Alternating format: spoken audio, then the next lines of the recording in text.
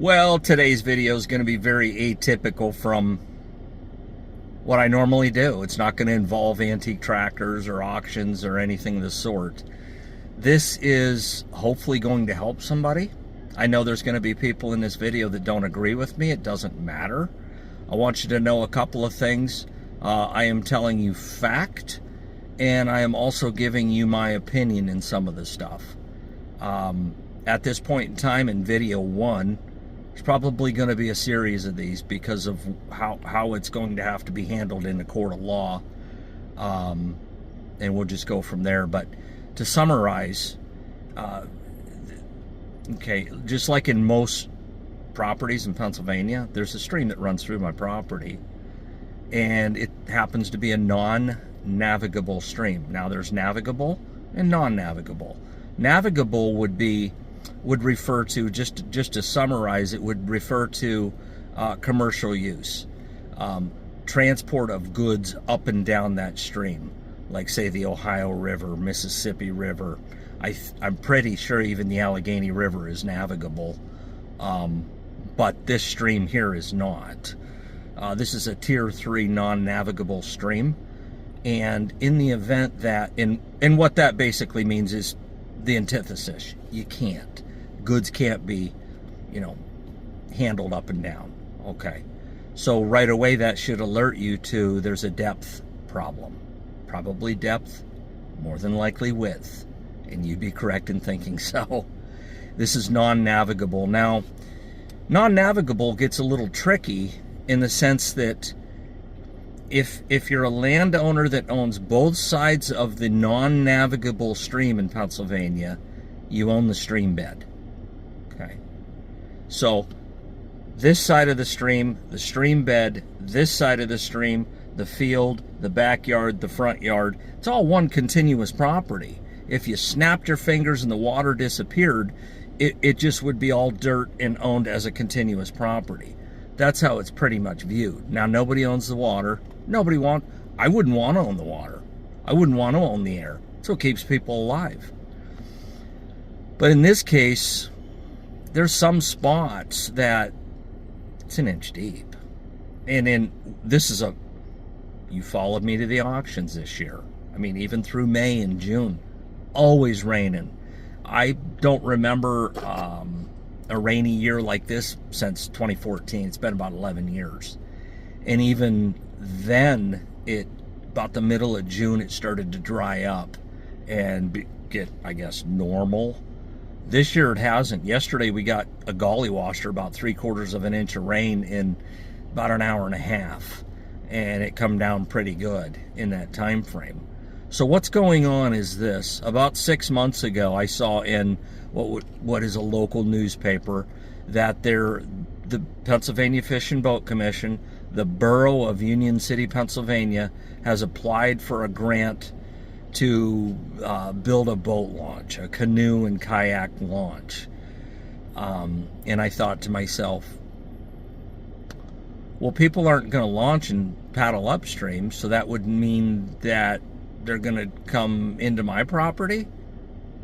That ain't going to work. So whoever come up with this idea either A, didn't do their homework on navigable and non-navigable streams, along with depth levels. You need a certain amount of water depth. People are like, oh, if somebody's foot touches your stream bed, it's a trespass. I would argue a boat paddle. I would argue the bottom. I would argue any foreign uninvited object. If you were able to float down through here and it was navigable, I'd have my own dock back there with my own John boat zipping up and down like some people do on the Allegheny River. Heck yeah. But it's not. It's nothing more than, in most spots, ankle deep. And that's only because we've had rain. In dry years, it's just like 2B stone with some boulders around it with some moisture in it, literally. So what it's going to do is invite Joe Q public to be on my property.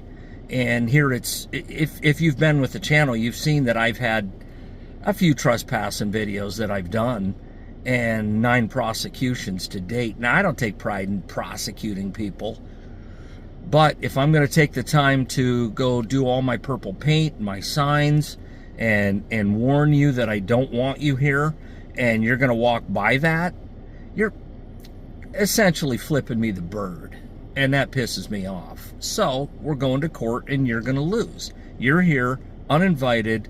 It's pure defiance, and so it's taken me 8, 9, or 10 years to get this place where I want it to be, public free.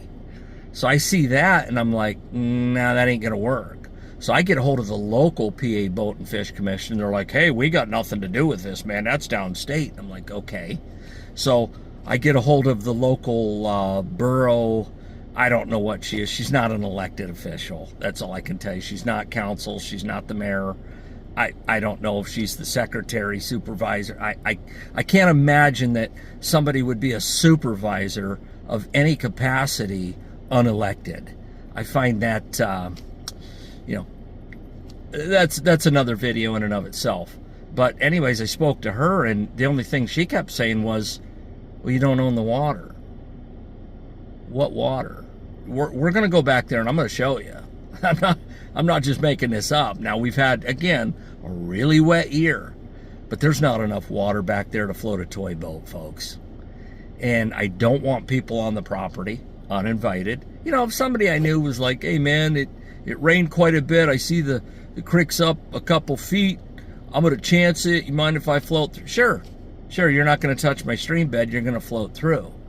And then she makes the comment, this same supervisor makes the comment that, well, they can float through, but they can't fish. It's like, really? Are you gonna sit back here and watch to see if they do or they don't? No. And see, and so one of two things happened. Somebody come up with the idea and didn't do their homework on navigability and is there enough volume in this stream to float it without touching somebody's property, or they did do their homework and they said, screw you, we're doing it anyways. Either one ain't good, and either one's not acceptable. So I wouldn't say I'm in the fight for my life, but now I have to fight and pretty much sue a local government and the PA Fish and Boat Commission. Now, the local guy that's out of Meadville, Pennsylvania, he's told me on several occasions he's been here and checking people if they were ever fishing or whatever. And actually, I called him. There was a guy pre-season fishing, real scumbag. And he finally showed up a day or two later, and we got to talking about, who owns the stream and this and that. And he says, do you own both sides? I said, yeah. He said, then you own the stream. And what he was saying was, no, you don't own water. You own the stream bed. So there's no way that somebody's going to be... I hear people all the time, oh, I'm standing in the stream. No, you're standing on the land, dude. You can't walk on water. And it sounds like I'm being a prick, but I can tell you this much. If you think that is true, that I'm being a prick, it's because you don't own land yourself. And you haven't had to deal with this pure nonsense. The public as a whole, probably okay. But the 1, 2, 3 out of 100, I don't want to deal with them. And those are the ones, the signs, the painting, the purple paint keeps the honest people out. The 1 or 2 or 3 out of 100 that walk by your signs, they need prosecuted. And real early on, I learned is that if you don't prosecute, nothing changes, man. Nothing changes. You'll never keep people off your property if you ain't prosecuting them. You have to do it. Or don't post and just que sera, sera. What will be, will be. And, if you want a bunch of people traipsing around your land, and it shouldn't matter. Like, somebody buys a house and a half acre. That's your land. That's your yard. A house and 30 acres. That's your land. That's your yard. Just because somebody's yard is bigger than yours or bigger than a prototypical yard doesn't mean it's less private. And so that's the crap I'm dealing with right now. And there was a phone call. I emailed the PA Boat and Fish Commission the end of February. I wanted to get on this and get ahead of it. They pushed it to the borough supervisor of Union City, She then got a hold of me. She says, I'm working with somebody down in Harrisburg. I forwarded that to a Mark McLaughlin, and he had a couple people that worked for him get a hold of me, and they did. They called and they says, we would like to do a kind of a phone conference and address any concerns that you have. And I said, okay. So in the phone call, I says, I really don't have any concerns other than the fact that it's not floatable and they're going to be in my stream bed. I own the stream bed. And the female on the phone says, yeah, we know that. And I'm like, it's not floatable. And the male on the phone says, would you mind if we came and look? I'm like, yeah, you can come and look. But at that point in time, it was the end of March. I mean, we still had icebergs floating down the street, you know. I said, let's face it, let's call a spade here. Floating months are pretty much June, July, and August. Those are your three I said, there ain't no water then. I said, the stream basically dries up. I said, come down here about July 15th and see what's there for water. If you can start where they're going to put the boat launch in and float down through here without touching my stream bed with any uninvited object, including yourself, I'm completely willing to be wrong. 100%. Now, I grew up here. This has been in the family since 1851, pre-Civil War. There's not much, every blade of grass here I'm aware of. Certainly the stream. So it's just, that's the nonsense I'm dealing with. I'm dealing with local government and basically a state government agency. I have retained counsel, and you know what it's going to boil down to is that I have to show what they already know. I have to show in court what they already know, that this is non-navigable, both sides are owned, in the stream bed zone too, and it's shallow enough that people and their floating devices, whatever it may be, is going to be on that stream bed. That's a trespass. And you could say, well, that's the letter of the law, but there's the spirit of the law. I don't play that. You're in or you're out. And this private property is not open to the public in any way, shape, or form. Let's go take a look at the stream. Okay, here's one point in the stream that you're not going to be able to float. It is very, very shallow. You can see the rock line. All right, this is after a pretty heavy rain. I come back in, say, 36 hours from now. This is, I would say, 2 to 3 inches lower. This isn't floatable. And there are several spots like this on the property itself. You know, it gets semi-floatable, not floatable at all. Semi-floatable, comes back to this, not floatable at all. And it's just going to get worse. If we go, let's say, a week without rain, this won't.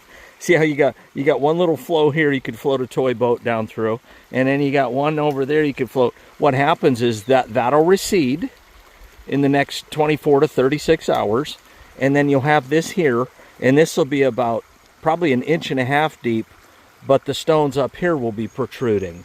And upstream it's the same exact way. And somebody by now has probably thought, well, what if the land on each side of the stream is owned by 2 different people?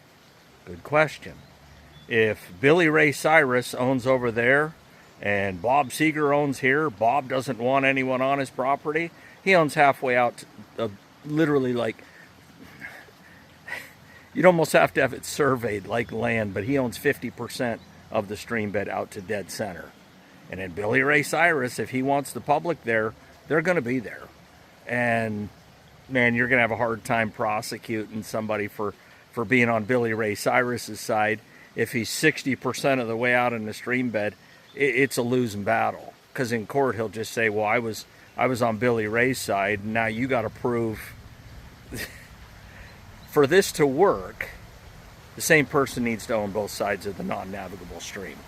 And it be unfloatable to the point where somebody's going to touch the stream bed, just like here. And some solicitor that hasn't done his homework is going to probably say, well, the Pennsylvania navigational doctrine covers this. No, it don't. Does not refer to recreation. It refers to commerce, commercial use only. Not Larry wants to go play in Bob's backyard, so you have to let him. That's not constitutional, and that's not what this country stands for at all. We are the last standing country where you can truly own property and use it as you see fit. And that includes keeping people off of it. Okay, to the best of my knowledge, this is where they're going to put the boat launch in. You can see upstream it's shallow there, but again, this is a section that's semi-floatable. But let me show you what's just down below this. And a naysayer's gonna go, well, you went to the headwaters of where your property is, where the least amount of water is. Okay, I'll give you your premise. We're gonna go to the furthest point on the property where in theory the most water would be. But we gotta do something first. We gotta mow through this. I gotta mow a path to get back there. The old 1948 Cub, so I guess I lied in a way that it is gonna be kind of a tractor video. Oh, that's some pretty deep stuff, man. I see some goldenrod. It's probably 5 feet. And I'm just gonna angle right back to that corner, and that's the property line over there, so I'm not gonna get fancy. We need some throttle though. First gear, activate PTO, and good to go.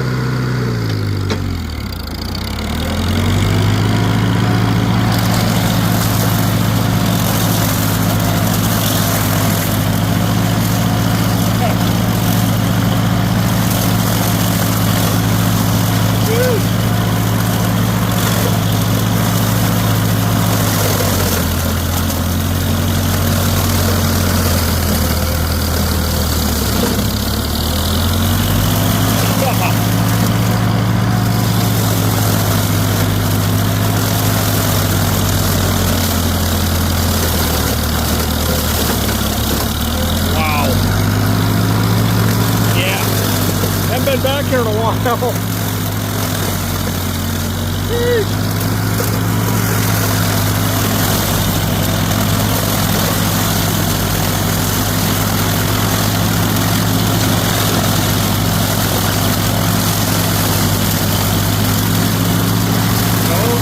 Okay.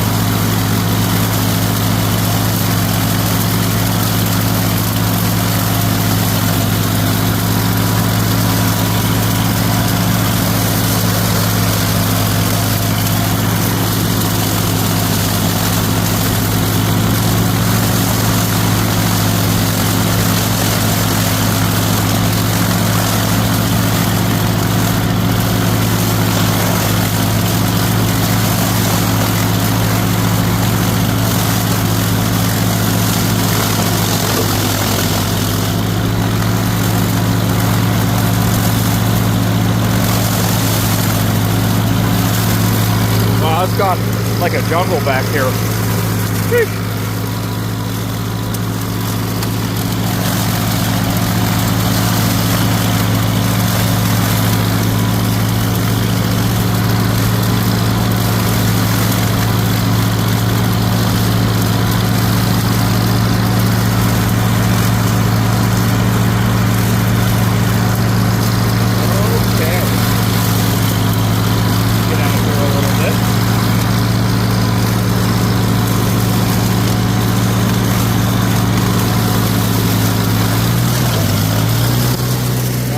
Back there's where we need to go.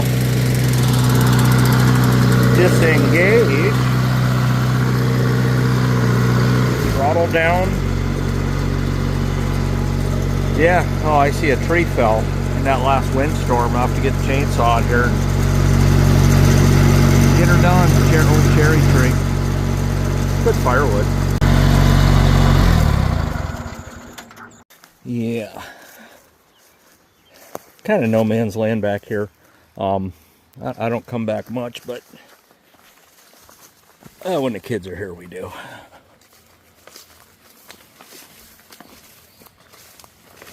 Oh man, those skeeters. Yeah. Here's another shallow spot. Now again, we just had rain, tons and tons of rain, and so this is gonna, yeah. I mean.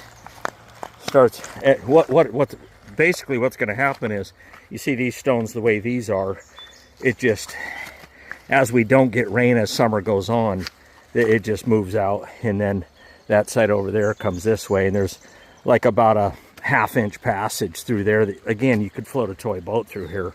But this in no way, shape, or form is floatable. I mean, it's just not. And it's not me making it up. Now, this is all, I guess, flood stage. It's just not floatable, man. And, you know, and that's why I'm going to do a part 2, because this wasn't a good time to do. Anyway, you see what I see. I could walk out there. That's the deepest spot, probably ankle deep right there after a 3/4 inch rain. But again, what happens is all this ends up out there too. It just gets drier than a bone. And I remember in '93 we had a really, really dry summer, and good grief, the holes, even the deepest holes that are probably 3 to 3.5 foot deep now, were down to like I don't know, 6 inches. I mean, it was bad. And this was bone dry. This was literally bone dry. The rocks were just baking.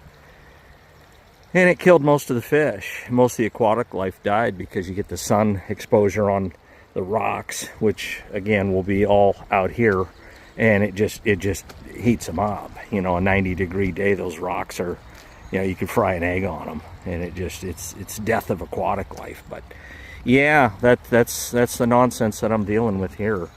And I'll come back. I'll do a part 2 in a week or two, and you'll see what I'm talking about. I mean, it's just as shallow as can be. But there's no way to come down through here and not touch the stream bed in any way, shape, or form. This is not navigable water. Now, upstream from this spot here, there's trees down there across the creek, stream, I should say. Downstream, there's several spots where it's impassable. There's 2-3 big trees that are across it. No landowner are going to let people come and just buzz chainsaws for passage. It's just not going to happen. Upstream, there was, I did, gosh, it was 4 or 5 years ago anyways. I'd have to go check the video out. But there's a big sycamore at the bottom of the one hole there. There's like probably a 45 yard stretch where you could float it, and then it just becomes a gravel bar with water trickling through it. There's no way to float it. But anyways, there's a big sycamore that fell, and it's across there. And I mean, this is dumb. This is dumb. Somebody didn't do their homework again, or they did their homework and they said, screw it, we're doing it anyways. So you can see it's really, really shallow here. And again, I want to reiterate, we just had a heavy rain. Trees across the stream. I mean, this is... they got a boat launch. Let me show you downstream. You know, here you are. You got total gravel bar there, and then you got, you know, in 48 hours, this, I guess, you know, you call it flood level waters, will be so receded that, again, you're talking not even getting the top of your foot wet right here. So yeah, a boat launch. Look at that right there. Yeah, in 2 days you hit that with a canoe, and it's nothing but stone. In order to get to this point, even where you're not going to be able to float it, you'd have to be able to get through this point where you're definitely not going to be able to float it. And by the way, there's probably 7 or 8 spots on the stream like this, probably within a 3/4 to a full mile stretch below where they plan on putting the launch. To me, this is a no-brainer. The law's definitely on my side, and it's fight, win, and then go after the borough and the PA Fish and Boat Commission civilly to recoup my legal fees. Gotta tell you, man, coming out here mowing through all this deep stuff, I was trying to actually, because this is really deep there, it's probably 6-foot goldenrod, and they're hoping not to hit a fawn or anything else for that matter. You just don't know. But yeah, it's mowed low enough now. You can traverse back. Now, in example, there was a case in Pennsylvania. It involved actually the opposite. It was the Lehigh River. Now, again, just like I said at the beginning of the video, you see river as it's that body of water's last name, pretty darn good chance it's navigable water, okay? This fishing club basically said this individual did not have the right to be in the stream bed fishing, where they had, I guess, a fishing lease. And I would have, not even having a law degree, I would have advised that fishing club that, oh yeah, he does. You know, unless there's something in there, in the law that says if you lease it, you own it. But I haven't found that. What I have found is if it's navigable water, the stream bed is basically owned by the Commonwealth, essentially. And then the high water mark is where the land owner owns. So like, see, the Allegheny River, the Lehigh, the Clarion, the Ohio, the land is still owned by the landowner, but the water and the stream bed itself is public. And so they got into this conundrum where, it was like, are you trespassing? Are you not? It became civil, and a civil case, and the fisherman won, the individual. I think his last name was Andrzejewski, and he won it. And there were a lot of people that followed that case because a lot of people fish the Lehigh River. And so understandably so. If this was navigable, again, I wouldn't have a problem with it at all. If it was an old high school friend, he says, if this was deep enough to where it was actually floatable and they weren't going to be in your stream bed and clunking and banging around there's parts of that stream I didn't even show you. The video is going to be too long in order to do so, but there's parts of that stream that are 6 feet wide. And there is a launch close to here. It's about probably 1.5 miles down the road, and it's what's called, we call it Big French, but really what it is just Main French Creek, not a branch of. And that's where people launch. Growing up here and moving back and going away and moving back, people don't float this because it's not floatable. Nobody wants to put a canoe in the water and drag it 3/4 of the way on a 2-mile float. But yeah, there was a case that actually was the antithesis of this, what this would be. You're in my stream bed, it is illegal. That guy was in the stream bed of a river, navigable river, it was legal. So, and I did have I did have fishing trespassers this year, and they were in the stream bed, and I told them flat out, you're trespassing. Well, I'm in the water. The water's rushing by your legs at this deep, and you're in my stream bed. The stream bed is continuous land. It's not my job. In law, ignorance is not a defense. Like, you can't go to court and say, I didn't know you couldn't rob a bank, I won't do it anymore. No, you're going to prison. I didn't know you couldn't be in the stream bed. You're guilty. Ignorance is not a defense. With these guys, the one dude, he was like real apologetic. I'd never seen him before.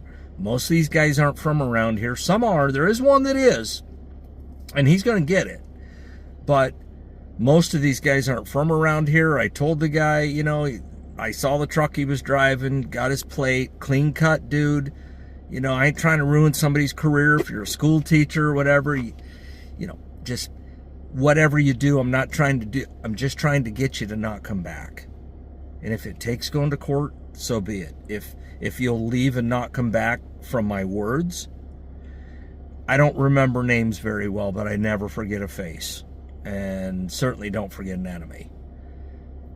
But, the video's gone too long anyways, but there'll be more parts to this. Let's drive down to Main French, where people actually do launch. This boat launch was unnecessary. I don't know why it was even brought up, to be honest with you. Yep. And then there's like parking and stuff here. This is owned by the Troyers. Now, I don't know if Merv owns this or Mark, but one of the Troyers own it. Let's get out and take a look. So you kind of got it's a mowed trail here. You can see people have been using it already. And then that's the outflow of the Union City Dam, which would be upstream probably, let's just for easy number's sake, 1 mile. And yeah, so this is going to be the start of Main French. a path right here that you can launch in there, or you can come over here and launch right here. And I think technically this is going to be considered West Branch because it comes out of the dam, Union City Dam. But anytime we ever launched or floated this is where we came, right here. And it's, you can see fishing's pretty good too. But and then downstream, probably, let's just, again, for easy number's sake, let's say a 3/4 of a mile to a mile, South Branch runs into this, becomes Main, and this darn near doubles in size. I suppose this could be pretty low at times too, but I think the fishing is really good here. You can see the water's murky from the rain and the runoff now, but yeah, this is your launch right here, and has been for years. Why somebody come up with the idea to put one up there in town, and I just don't know. Make it make sense. You can see people park right here, and then you'd park downstream wherever your pickup spot is. But that's Oak Hill right there going into Waterford, PA. Route 97 coming here. You'd be going back to Union City. So that's a wrap, folks, and that's kind of a summary. I know it's over a 30-minute video, but I with you know, honestly, I could have made it an hour and a half long, and there's a lot of things that I did skip. I'm not going to put the trespassing video of the trespassers in this video. You know, they left on their own accord and promised not to come back, so I don't see any reason to publicize them at this point in time. They come back, they're going on blast. But, you know, if you live in this world long enough, you're going to have to defend something you like, love, own, care about, whatever. I'm just at one of them points in my life, one of the crossroads. And this is, to me, it's really about future generations. Great grandkids not having to deal with this nonsense. Maybe they'll open it up to the public. Not everybody's going to be like me. You know, at one point in time, it was open. We would have never even dreamed in 10 million years of posting that property. It was, you know, it was a stock trout stream, although I will not let them stock in that area now, just because it just draws people in even more. I don't want to magnetize people to the place, but yeah, I mean, thanks for watching, and I don't know, maybe part 2 will be shorter, but again, there's things that I missed in this video, as long as it is. Wish me luck.